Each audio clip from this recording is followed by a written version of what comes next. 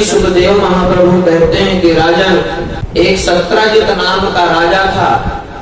वह सूर्य भगवान का बहुत बड़ा उपासक था, सूर्य भगवान का बहुत भक्त था। इतनी भक्ति सत्राजित किए सूर्य भगवान के कि सूर्य भगवान प्रसन्न होकर के इन्हें एक मणि प्रदान किए थे। और वह मणि ऐसी थी कि वह नित्य प्रति 8 भार सोना प्रदान करते थे। लेकिन मणि की सेवा करना पड़ता था, पूजा पाठ करनी पड़ती थी, तब वह 8 बार सोना प्रदान किया करते थे। सत्राजित एक दिन उस मणि को अपने वक्षस्थल पर धारण करके भगवान द्वारिकाधीश के महल पर पहुंचे। और जैसे ही भगवान द्वारिकाधीश के महल में पहुंचे सत्राजित, तब भगवान के सेवक थे जो द्वारपाल से सत्राजित से कहते हैं कि महाराज, ये मणि आपके पास है, लेकिन इसका उपयोग तो आपके पास है नहीं कुछ। यदि यह मणि आप राजकोष में जमा करवा लें तो इससे प्रजा का कार्य चलने लगेगा। सत्राजित कहता है, इस मणि को हमें भगवान सूर्य दिए थे, हम इस मणि को नहीं देंगे। सत्राजित वहां से वापस आ गया। सत्राजित अपनी पत्नी से बतलाता कि आज मैं इस मणि को धारण करके भगवान द्वारिकाधीश के राजसभा में गया था, तो वहां कुछ सेवक मुझसे इस तरह की बातें कर रहे थे। सत्राजित की एक बेटी थी सत्यभामा। इधर सत्राजित के भाई थे छोटे प्रसेनजित। एक दिन अपने भाई सत्राजित के पास गए और कहते, भैया आज हमारे मन में ऐसी इच्छा हो रही है कि आज हम शिकार खेलने के लिए जाएं। और हमारे मन में ऐसी इच्छा है कि भैया आप यह मणि हमें दे दें, हम इस मणि को धारण करके जाएं। सत्राजित कहता, ठीक है भैया ले लो। सत्राजित उस मणि को अपने भाई प्रसेनजित को दिए और प्रसेनजित उस मणि को अपने गले में धारण किए, शिकार खेलने के लिए चलते भाई। रास्ते में इन्हें एक शेर मिला। वह शेर प्रसेनजित का वध किया और मणि को लेकर के चलने लगा। अब शेर मणि को लेकर के जा रहा था, सामने से जामवंत जी आ रहे थे। जामवंत जी देखते, भाई शेर के पास ये मणि है, शेर को मणि की क्या जरूरत है। जामवंत जी शेर का वध के मणि लेकर के चले गए अपनी गुफा में। जामवंत जी की एक बेटी थी जामवंती। जामवंत जी अपनी बेटी जामवंती को वह मणि दे दी। जामवंती खेलने लग गई। अब इधर जब कुछ दिन तक प्रसेनजित लौट करके नहीं गई जंगल से, तब सत्राजित के मन में शंका होने लगी। इधर उधर पहले खूब ढूंढे प्रसेनजित को, जब नहीं मिले तब एक दिन अपनी पत्नी से कहता सत्राजित कि देवी हो ना हो, जब मैं राजसभा में गया था तब वह मणि के लिए चर्चा चली थी, तो मुझे तो ऐसा लगता है कि यह मणि जरूर द्वारिकाधीश के पास होना चाहिए, लेकिन इस बात की भी कोई पुष्टि नहीं है, तुम किसी से कहना नहीं। तब यदि माताओं को इस तरह से कह दिया जाए कि आप किसी से कहना नहीं, तो वह बात जरूर 2-4 लोगों से बोलेंगे, है ना। ऐसे अब सत्राजित की पत्नी को चैन ना मिले तो वह भी 1-2 लोगों से कह दे, वह भी कहती किसी से कहना नहीं। इस तरह से धीरे धीरे करने चचपन जना, यानी वह धीरे धीरे पूरी बात फैल गई। बात भगवान के कानों में सुनने को मिली। भगवान कहते हैं तो मणि का हमें झूठा कलंक लगा, अब इस कलंक को मिटाना होगा। भगवान अपने साथ कुछ सैनिकों को लेकर के अब जंगल में जाते ढूंढने के लिए।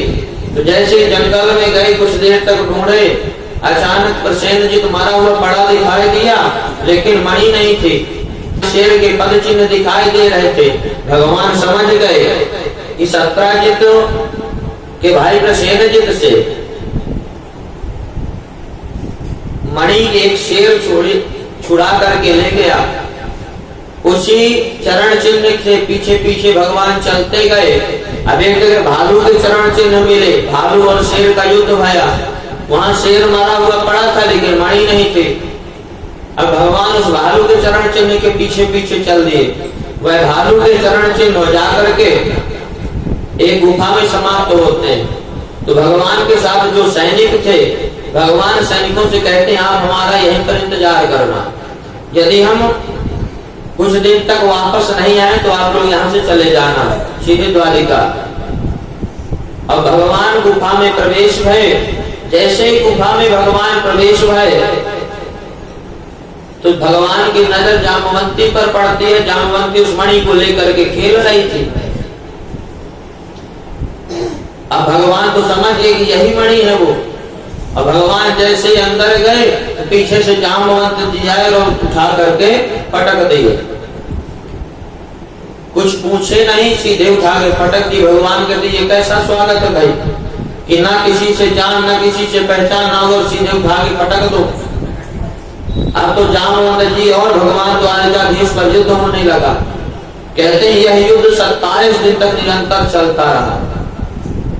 अब इधर जो सैनिक आए हुए थे भगवान के साथ, वह सैनिक जब कुछ दिन तक भगवान नहीं आए गुफा के बाहर तो सैनिक द्वारिका आ गए। देवकी मैया और वसुदेव जी से बतलाए कि भगवान द्वारिकाधीश से गुफा में प्रवेश भय थे, गुफा से बाहर नहीं आए। अब देवकी मैया और वसुदेव जी देवी माँ के मंदिर में गए। देवी माँ का खूब पूजन किए और जागरण करने लग गए। अखंड पूजा चलने लगी। देवी माँ से खूब खूब प्रार्थना करते हैं कि हे जगदम्बा, हे भवानी, आप हमारे पुत्र को सही सलामत वापस कर दो। इधर भगवान का और जामवंत जी का युद्ध चल रहा था। 27 दिन तक युद्ध चला। 28वें दिन भगवान अपने हाथ की मुष्टिका बांधते हैं और जामवंत जी को एक मुष्टिका का प्रहार करते हैं। जामवंत जी समझ गए ये कोई दूसरे हो नहीं सकते, साक्षात हमारे प्रभु हैं।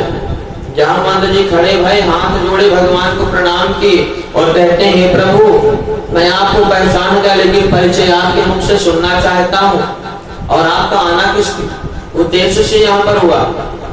तब भगवान द्वारिकाधीश अपना परिचय देते हैं। जामवंत जी समझ गए। जामवंत जी प्रणाम किए और कहते हैं प्रभु आपका आना किस उद्देश्य से हुआ। तब भगवान कहते हैं यह जो आपकी बेटी के पास मणि है ना, इस मणि का कलंक हमारे सिर पर झूठा लगा है, इसलिए हम ये मणि लेने के उद्देश्य से आए। जामवंत जी कहते हैं प्रभु अब तो यह मणि मैं अपनी बेटी को प्रदान कर चुका हूँ। और कहते हैं बेटी को दिया हुआ धन वापस दिया नहीं जाता। भगवान कहते हैं हम तो मणि को ही प्राप्त करने के लिए आए हैं। जामवंत जी कहते हैं प्रभु एक उपाय है, आप हमारी बेटी को स्वीकार कर लीजिए, हम अपनी बेटी का विवाह आपके संग कर दें और मणि को दहेज में दे दें। तो भगवान कहते हैं आप चाहे जो भी उपाय करो, हमें तो केवल मणि चाहिए। तो जामवंत जी अपनी बेटी जामवती को लाए और भगवान के संग उसका विवाह करा दिए। पाणी ग्रहण करते हैं और दहेज के रूप में वह मणि प्रदान कर देते हैं। भगवान उस मणि को लेकर के आए, सत्राजित को प्रदान किए। सत्राजित को मणि प्रदान की और जामवंती जी को लेकर के द्वारिका नगरी में पहुंचे। इधर देवकी मैया, वसुदेव जी, रुक्मिणी मैया सब देवी माँ के मंदिर में पूजन कर रही थे। जैसे भगवान को देखे बड़े प्रसन्न हुए। बोले द्वारिकाधीश भगवान की जय।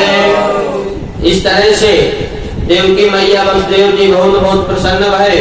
अब सत्यभामा मन में विचार करता है, जब उसके पास मणि पहुंच गए तो मन में विचार करता है।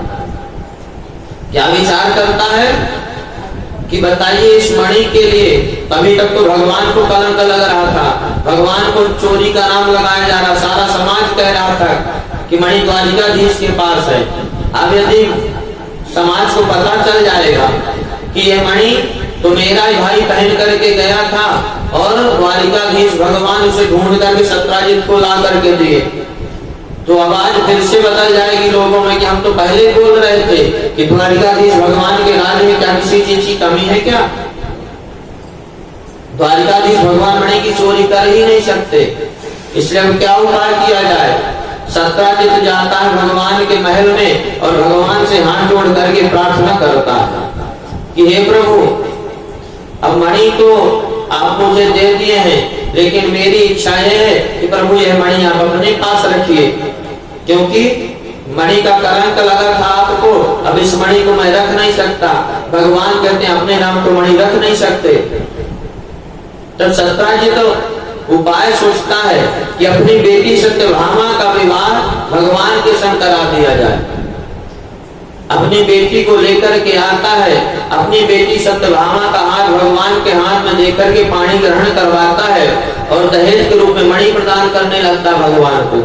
भगवान कहते हैं भैया मणि तो हम लेंगे नहीं, आप विवाह कर रहे हो तो विवाह तो करा लिए, लेकिन मणि हम नहीं लेंगे। मणि आप अपने पास रखो, इसके नित्य प्रति सेवा करो और इस मणि से जो स्वर्ण प्रदान होता है वह स्वर्ण ला करके राजकोष में जमा कराओ, यह आपको दंड लगा। इस तरह से यह भगवान का तीसरा विवाह होता है सत्यभामा जी के साथ। इस तरह से अब जब वह मणि सत्राजित के पास थे तो एक दिन सतधनवा आता है और उस मणि को चुरा करके ले जाता है। सतधनवा के यहाँ से वह मणि अक्रूर जी के पास पहुंच जाती है। भगवान को पता चलता है, कहते हैं भगवान कि चाचा जी वह मणि आप राजकोष में जमा करा दीजिए। लेकिन फिर बाद में भगवान सोचे कि भाई जो अपराध करता उसे दंड देना चाहिए, तो भगवान अक्रूर जी को भी दंड देते हैं कि आप इस मणि की सेवा करिए और स्वर्ण जो निकलता है तो राजकोष में जमा करवाइए।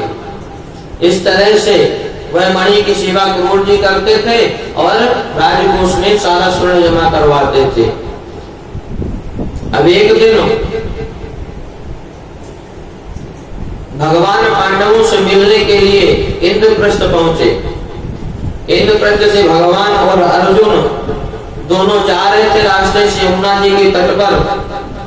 एक कन्या बैठ करके तपस्या कर रही थी।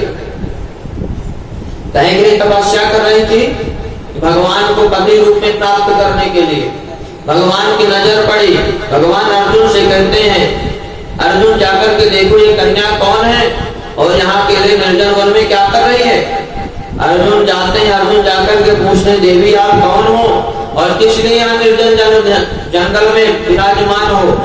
तब वो अपना परिचय देती है कि अहम देवस्य सवितुर्द्वैता प्रतिवीक्षते विष्णुं वरेण्यं वरदं तपः कर्ममास्थिताम्। यानी मैं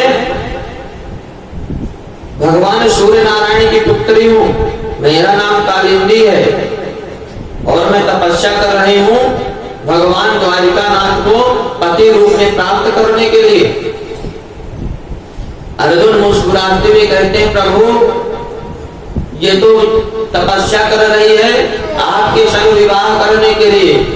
भगवान कहते हैं ठीक है। तो अर्जुन वहीं पर कालिंदी का भगवान द्वारिकाधीश के संग विवाह करवा देते हैं। यह भगवान का चौथा विवाह हुआ। अब उज्जैन देश के राजा थे एक विंद और अरविंद। इनकी बहन का नाम था मित्रवृंदा। मित्रवृंदा अपने मन ही मन भगवान द्वारिकाधीश को चाह रही थी, लेकिन यह विंद और अरविंद अपनी बहन का विवाह राजनैतिक लाभ लेने के लिए दुर्योधन से कराना चाहते थे। स्वयंवर रखा गया। स्वयंवर में समस्त राजा महाराजाओं को बुलाया गया। उस स्वयंवर में भगवान भी पहुंचे, लेकिन यह विंद और अरविंद पहले बता दिए थे मित्रवृंदा से कि राजा बहुत सारे आएंगे, लेकिन तुम्हें माला दुर्योधन के गले में डालना है। क्यों? क्योंकि दुर्योधन हस्तिनापुर का राजा है, युवराज है और हमारा कार्य इधर उधर पड़ता रहता है। जैसे यदि हमारा परिचय किसी विधायक जी से हो जाए, वह हमारी जाति के हैं, तो हमारे यहाँ जी कोई बेटी बेटे हैं विवाह के लिए, तो हम पहले विधायक जी के यहाँ जाएंगे। यदि विवाह हो जाएगा तो यह नेता जी हमारे रिश्तेदार बन जाएंगे और यह रिश्तेदार होने के बाद हमें टिकट दिलवाएंगे। तो राजनीतिक लाभ हुआ। हमारे पास कहीं कोई समस्या आएगी तो हम सीधे नेताजी को फोन लगा देंगे, उस समस्या का हल मिल जाएगा। तो इस तरह से अरविंद और अरविंद अपनी बहन मित्रवृंदा को इस तरह से बताए। मित्रवृंदा जैसे ही वरमाला लेकर के आई तो उसे द्वारिकाधीश भगवान दिखाई पड़े। भगवान द्वारिकाधीश का दर्शन करे और वरमाला भगवान द्वारिकाधीश के गले में डाल दिया। जैसे ही भगवान द्वारिकाधीश के गले में डाला तब यह राजा ये विंद और अरविंद भगवान से युद्ध करने की योजना बनाने लगे। भगवान को पता चल गया, भगवान मित्रवृंदा को वहां से ले और सीधे द्वारिका आ गए, द्वारिका में रहने लगे। ये भगवान का 5वां विवाह भया मित्रवृंदा के संग। एक कौशल देश के राजा थे महाराज नग्नजित, इनकी बेटी का नाम था सत्या देवी। इन राजा ने अपने मन में प्रतिज्ञा की थी, संकल्प लिए थे कि हमारे पास 7 बड़े बलवान बैल हैं, जो भी राजा इन 7 बैलों को एक साथ एक रस्सी से नाथ देगा उसी के साथ हम अपनी बेटी सत्या का विवाह कर देंगे। अब भगवान को पता चला, इसके पहले अनेक प्रकार के खूब राजा गए, बहुत सारे राजा गए, लेकिन एक साथ एक रस्सी में 7 बैलों को नाथना बड़ा मुश्किल कार्य था। कोई राजा नहीं नाथ सकता था। भगवान को पता चला, भगवान कौशल देश पहुंचे और जब भगवान कौशल देश पहुंचते हैं तो कौशलपुर वासी जब भगवान की छटा को देखते हैं तो बहुत प्रसन्न होते हैं। आज भगवान की झांकी का जो दर्शन करते हैं तो जिसके मन में जैसी भावना थी उसी प्रकार से भगवान का दर्शन कर रहे थे कौशलपुर वासी। भगवान कौशल नगर से होते हुए राजमहल में पहुंचे। भगवान रंगमंच पर पहुंचे जहां 7 बैल छोड़े गए थे।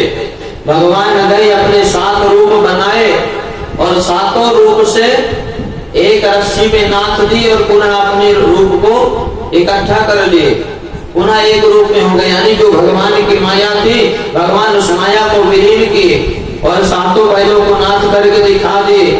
महाराज नग्नजित बहुत प्रसन्न हुए और अपनी बेटी सत्या का विवाह भगवान के संग करवा दिए।